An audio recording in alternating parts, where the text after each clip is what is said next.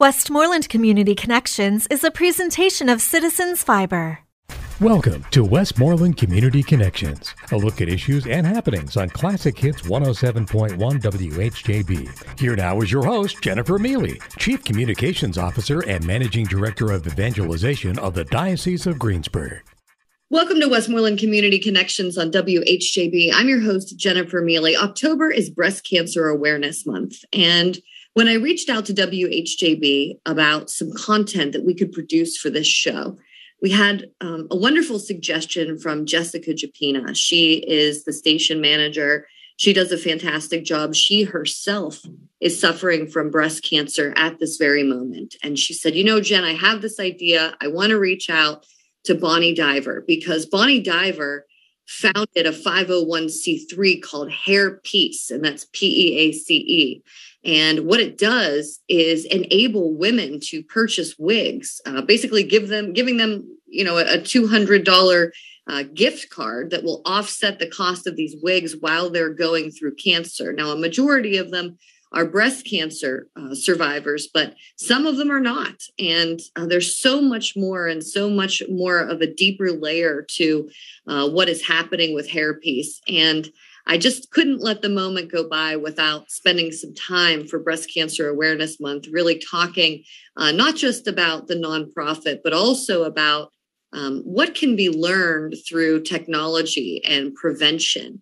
And so I invited Bonnie Diver back on the show today with her good friend, Lisa Graff, who is also on the board of Hairpiece. Lisa herself is a breast cancer survivor, diagnosed in 2016 and finishing her treatment in 2017. And Bonnie, I thank you girls for coming back on the show. I just figured, well, it's October. We should really talk about this. We've had a lot of opportunity in our last show to talk about the nonprofit and helping 400 women during the pandemic, still wanting to look good to purchase that wig, and even more expected in the next year. But you have some really amazing revelations with regard to diagnosis, detection, and prevention. Do you mind if we spend a few minutes on that?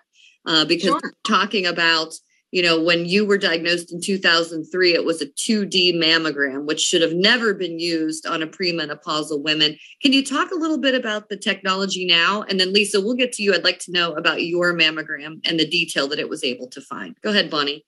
Yeah, sure. So thank you very much, Jennifer. Again, thanks for having us on so we can talk about this. And it is so important for women because breast cancer is just, it feels like it's on fire. There are so many women who are diagnosed. I know in the country, it's 1 in 7 women will be diagnosed with breast cancer in their life.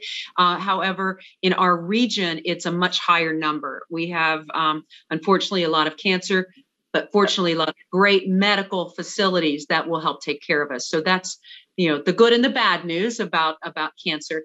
So a 3D mammogram is really important, and most medical facilities will have that. A 3D mammogram will be able to see through in much better detail, especially for younger women. If you are premenopausal, if you're premenopausal, you have dense breasts, and so there's a lot more tissue in there, and hard for a 2D mammogram to see. I believe there are still some 2D mammogram machines that are out there, but if you are younger, please demand a 3D mammogram. Now, here's the thing about that. Someone will say, well, maybe my insurance doesn't cover it. I'm here to say, oh, no. It will cover the mammogram because we are so fortunate in Pennsylvania that we were one of the first states to say that insurance must pay for a 3D mammogram for women in our state. You cannot be denied because of insurance for a 3D mammogram. And that was something our governor's wife was very passionate about and put into action. So that's important. So if someone says, don't, you know, maybe your insurance doesn't cover 3D, say, no, it does. It will. It has to. It's part of our state state policy. So that's very important. And then if you have a high incident of breast cancer in your family, of course, that, you know, the American Cancer Society has said that 40 years old is when you start their mammograms.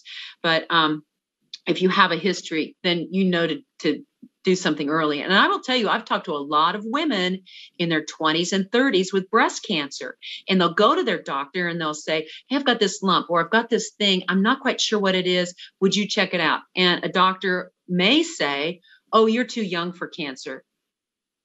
I'm like, what? No, they're not, And so then, much to their surprise, here it is. So you have to be your best advocate. So, that's really important. And if you're not sure about a mammogram, especially like Lisa and I, who have been diagnosed with breast cancer and have gotten through our treatment, there are other ways that maybe we want to see something different in case we have a question mark. So there is the opportunity to say, would you give me an ultrasound? I would like an MRI or something else to include maybe every other year to see things better, because they all see things differently. So yeah, that's excellent. It's an excellent point. Lisa, in 2016, when you were diagnosed, do you remember that mammogram experience? And I guess the technology was different than Bonnie's experience in 2003. Oh, I remember that day like it was yesterday.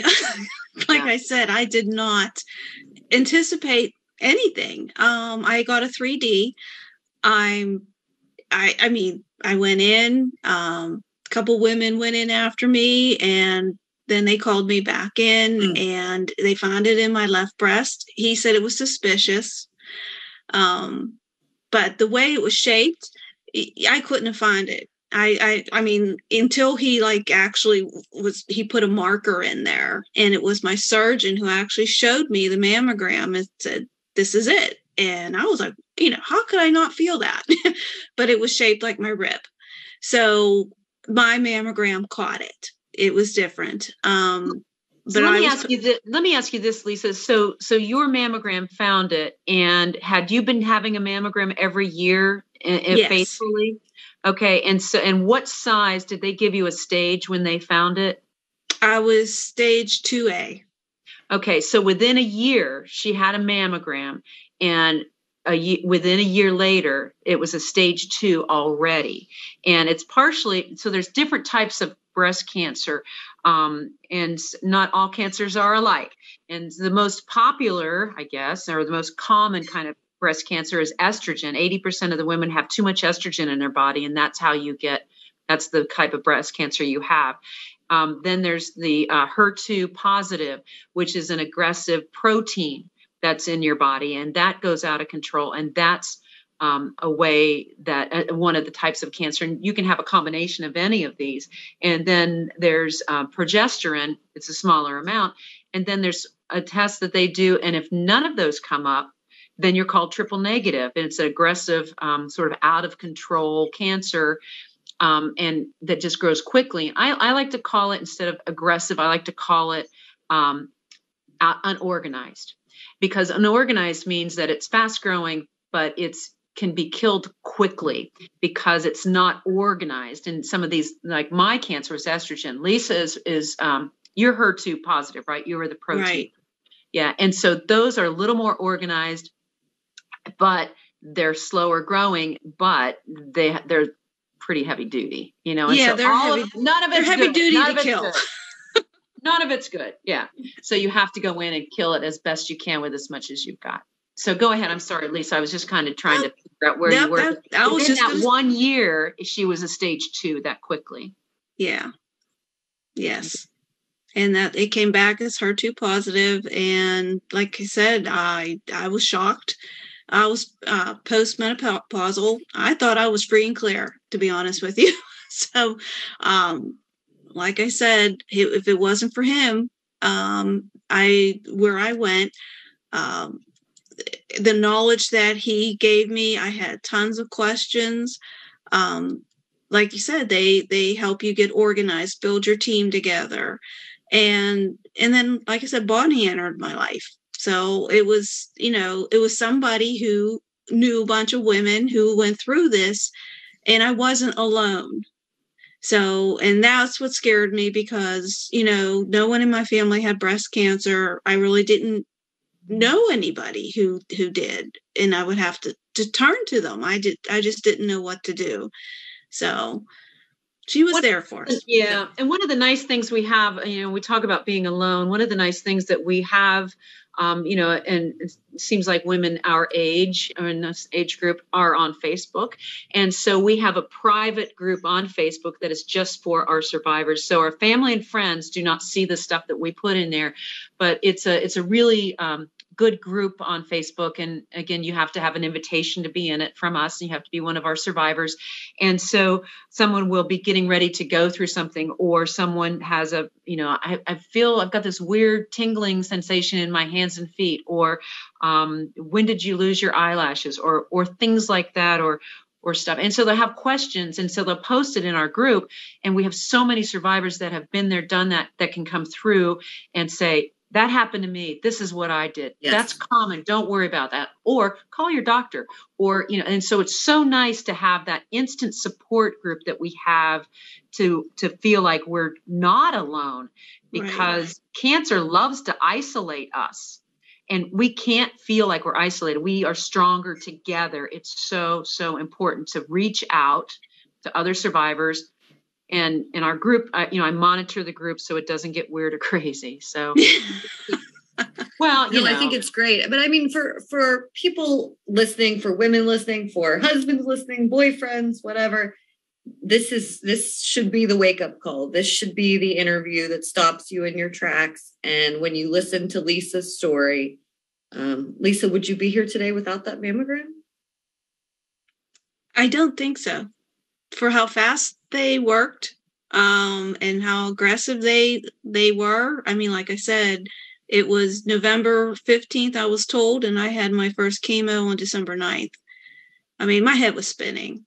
I'm glad she did it when she did it. I may not be here. I had siblings who died from cancer, so I kind of had that in my head already. Like, how am I going to do this? They fought and lost. Will I fight and lose? And I fought and I won. So I just want to make other women know that you can do it. It's a hard battle, but you can do it. And I will say, I'm sorry. And so I will say that one of the things that we say about going through the battle and going through the march is that, not only are you not alone, because, being together is more important, because we share information, we help each other, and we support each other, and we pray for each other. But we also, it's important to know that you go into an empowered patient mode. So Dr. Bernie Siegel has a book, Love, Medicine, Miracles, which I think is fabulous. And he talks about being the empowered patient. And so I kind of put that spin into, for cancer, of being not only a survivor, being a warrior. And so you get your war path on, and you get your game together, you get your team together, and you're the head of the ship. Your ship goes down, you go down with it, everybody else jumps off. You've got to be in charge of your ship. And you have to be the empowered patient. Whoever's the most empowered is the one who will win, because it gives you not only a sense of control, but you feel like you know where you're going. You get your plan together, and that's the way we all want to be, right? Right. And then you just list your questions as they come about. And when you hit your doctor's appointment again, my doctors were very patient. I mean, they went through all my questions, satisfied me, it was like, okay, let's go back to the chair. Right. Right. And so it's important. And so, here's one of the things that happens when you're in the waiting room for your doctor, for your appointment, and you're anxious and you want to get that appointment done. Sometimes they're a little bit late, but you know what? There's a woman in there talking to your doctor who has a lot of questions to be answered, and she deserves as much time as she needs. And so you have to say, something important is going on in there. And when it gets to be my turn, they're going to do that for me as well. And so it's you kind of, it is, I don't want to say it's a selfish time. It's a time for self as well as others, and to understand the whole world of what's going on in that whole cancer community. And you have to have a doctor that will be the right person for you. And if you don't think that's a good doctor for you, there's plenty more out there. Find another one. Excellent. You're listening to Westmoreland Community Connections on WHJB. I'm your host, Jennifer Miele. We're talking about Breast Cancer Awareness Month with a nonprofit called Hairpiece. We're with Bonnie Diver and Lisa Graff. Stay with us. We'll be right back. This is Westmoreland Community Connections on Classic Hits 107.1 WHJB. If you have a suggestion for a topic, or if your nonprofit organization would like to be featured on this program, call us during regular business hours at 724-216-1200. Westmoreland Community Connections is a presentation of Citizens Fiber. Welcome back to Westmoreland Community Connections on WHJB. October is Breast Cancer Awareness Month, and we're here with two women who will testify to how important diagnosis, treatment, and recovery plans really are to breast cancer. And Bonnie, I want to go back to you because you have a lot to say about that post-treatment phase. Okay, I've gone through my chemo, I've had my surgery, my hair's starting to grow back.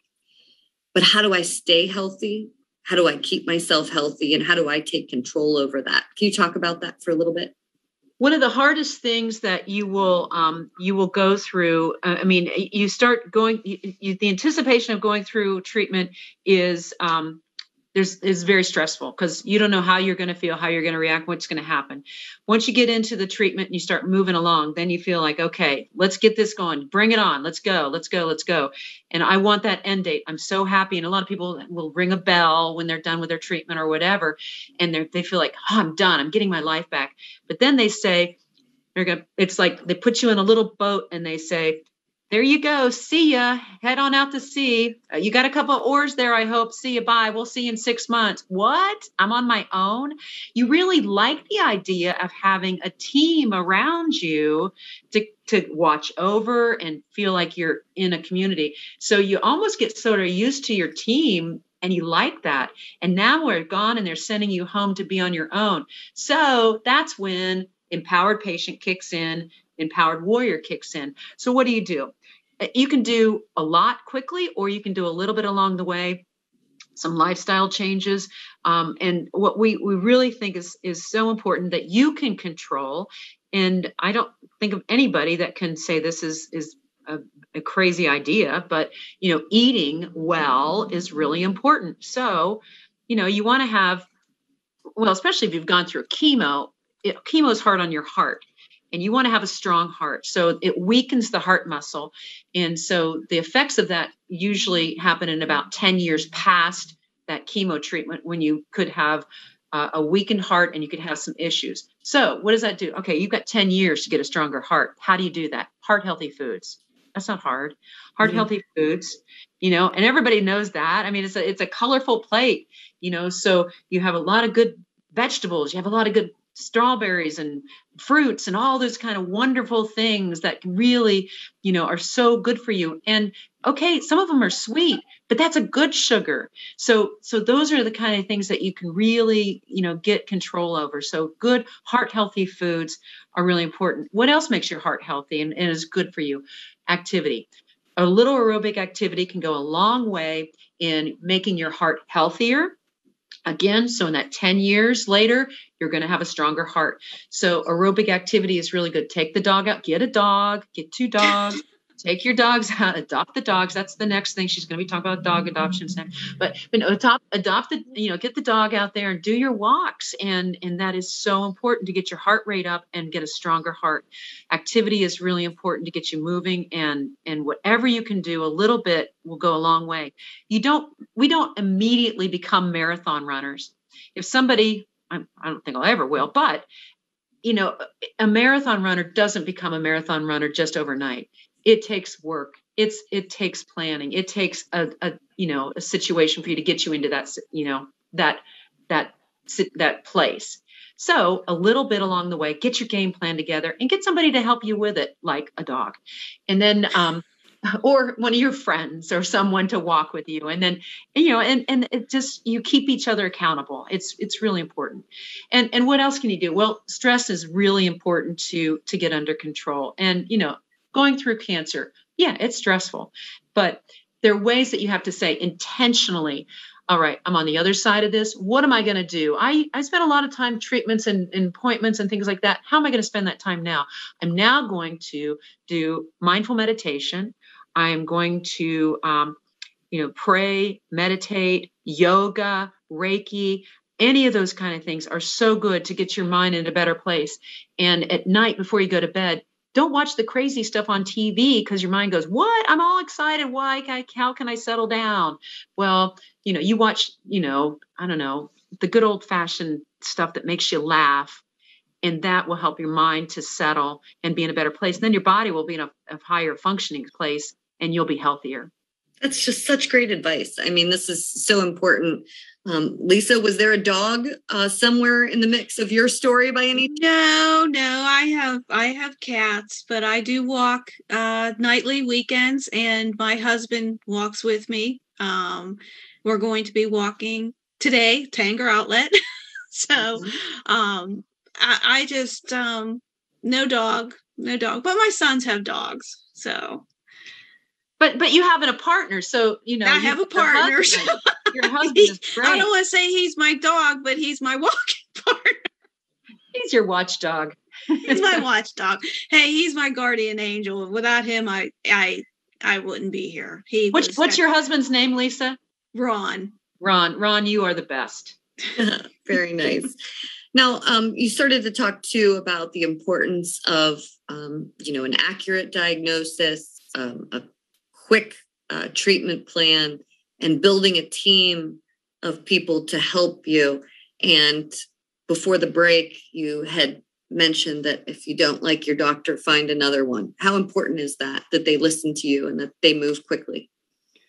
Oh, I think it's hugely important. I hear that sometimes people will say, well, I'm not getting a lot of answers from my doctor and they don't seem to have enough time for me or whatever. It's like, you've got to make sure, you're the most important person in the room when you're in the room, because it's all about you. And women will find out as they're going through this, for many years, a lot of times we get to the point where we're taking care of everybody else and we're the last person we take care of, and so we're okay, well, I got to do this before I go to bed. Well, I've got to do this before, and then you've got all this stuff going on. And again, the stress kicks in and you don't have enough sleep and all that. If I didn't have to sleep, I would stay up 24 hours a day, but I have to sleep or else I would die. Sleep is that important. You have to sleep. And so good sleep is really a big deal. So, you've got to make sure you have all that stuff as part of your plan and to do better and healthy for yourself. And when you go through a cancer situation sometimes and you're fighting for your life, you realize maybe I am really important. Why do I want to do this? I am stronger than I ever thought I would be. Yes. And I never dreamed I would go through this. I never dreamed this would be part of my life. But here we are. And now what do I do with this? And so you become stronger, you pick yourself up and you make your way through it. And those realizations of how important you are. And Jennifer and Lisa, I am very faith-based, about so many things in my life, probably not enough, but I try. And I really feel, and when we have our support groups where we meet and talk, and even on our Facebook group, I will put things in about how much you are loved and you are so important to God that He will always have a plan of abundance for you that is better than your plan that you ever had for yourself. So you have to understand you are women, you are in the family, you wear the crown, you are the princess in the family of God, and you are that important. And so a lot of these things kind of come about as you're going through this whole crazy cancer thing, and you find out you are stronger than you ever thought you could be. And part of that is an empowerment from your faith, I think. So, he instills in us how much He loves us and how much He wants us to be, in the family. Very nice. This has just been so interesting to talk about, the diagnosis, the treatment, the self-care through all of this. And hairpiece.org, PEACE, I should remind people at home, takes donations, does fundraisers so that you can supply wigs at a lower cost to women who are going through their cancer treatments. And that's really important. But it seems to me that you are there to care for the whole person, between the cards, between the advice. And one of the things that really stood out to me is, like you were talking about, saying, boy, I developed this bruise on my shoulder after my first treatment. Is that normal? Is that something that is supposed to happen? Or should I call my doctor? And all of a sudden you have this network of people around you to be able to help you with that. So do the women that you help end up giving back quite often, Bonnie? Oh, I think it's really important. Yeah, they generally speaking, most do want to have some engagement. And, you know, we are like magnets, you know. I think when you find out, so here's what will happen. Somebody will call, we've gone through cancer. And the thing about cancer these days, it's not, we're more public about it. We talk about it, generally speaking. And somebody will know, at some point we allow people to know that we are going through cancer or we've had cancer. At first, it's a little bit like, oh my gosh. And when I did this, I was like, oh, I'm going to lose my job. Oh, my husband's going to lose his job. He's going to be taking care of a sick wife. Nobody's going to want to, you know, what's going to happen to us? And I don't know if I want people to know about this. And then we're like, no, it's okay. People can know about this. People survive. And that's our plan. And so as you go through that, you know, you open up to that. And then all of a sudden people start coming out of, you know, wherever saying, oh, I had breast cancer. What are you going through? So we really are like magnets and want to help each other. And you find out people who you never even realized had cancer that are your friends or family that all of a sudden are right there with you, walking through you with what you're going through and helping out. So, you know, community is important. You've got to let people be a part of helping you to go through this. And then they feel like they're part of your team. So like my husband, for example, said to me, as I was going through cancer, he said, you know, I would do this for you if I could. And I said, I know, but you can't. So take out the trash. So, you know, so that's, you know, so it's like you give people what they can do so they can help you out. And people want to be a part of your team. So it is important to help other people. I think a lot of people want to be a part of that because it adds meaning to what we've gone through. We don't have to be isolated in what we've had. Right, Lisa? Right. Giving back. I mean, it's a wonderful feeling. It really is. You guys are thinking forward to next year. I know that fundraising is an important piece of this, but I would imagine outreaches as well. How do people find out about you? How do they make that connection? Okay. We have salons that are medical hair loss salons. They have our cards. The hospitals know about us. A lot of the nurse navigators will give our information out to women when they know they're diagnosed, when they're there, and they say, hey, here, call Bonnie. Here's her card. And so people find out about us that way. And then they call me. They request. So the reason people generally call me is not about all this other stuff because you know, they've got so much going on, their head's spinning. They call for the financial aid and need the help to pay for the wig. So they have to call right away. And we say, yes, we can give $200 to help pay for your wig. We send those out to the salons and whichever salon they decide to go through. So we write that check for $200 to help to pay for their wig. And then that conversation gets into all the other things about what are you going through with cancer. So people find out about us that way. We do have a really cool luncheon we do at Christmas time called our Survivor Celebration. And we all get together at the Lamont restaurant on Mount Washington. It's usually a beautiful afternoon. And we get together and celebrate and share. And it's great to see a room filled with survivors and inspiring. Our big event is Recipe for Hope. We have the date planned for next year for July the 9th. And it's celebrities in aprons serving their favorite dishes. So much fun. Right, Lisa? It was a really good time. And great food. And great food. A lot of fun. So the way to find out about all of that, and again, all kinds of, we welcome lots of volunteers. We welcome lots of people to say, you know, we want to do a fundraiser at our school, or we want to help out with making cards, or we want to do something. You know, you can find out at our website, which is Hairpeace, PEACE, like the peace sign, hairpeace.org. And it also has our contact information, and you can, you know, email me or phone me.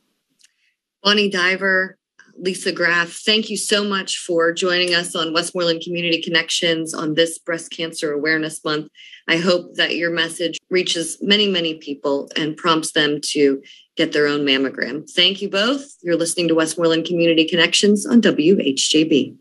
This has been Westmoreland Community Connections, a look at issues and happenings in and around Westmoreland County. Join us again next week on Classic Hits 107.1 WHJB. Westmoreland Community Connections is a presentation of Citizens Fiber.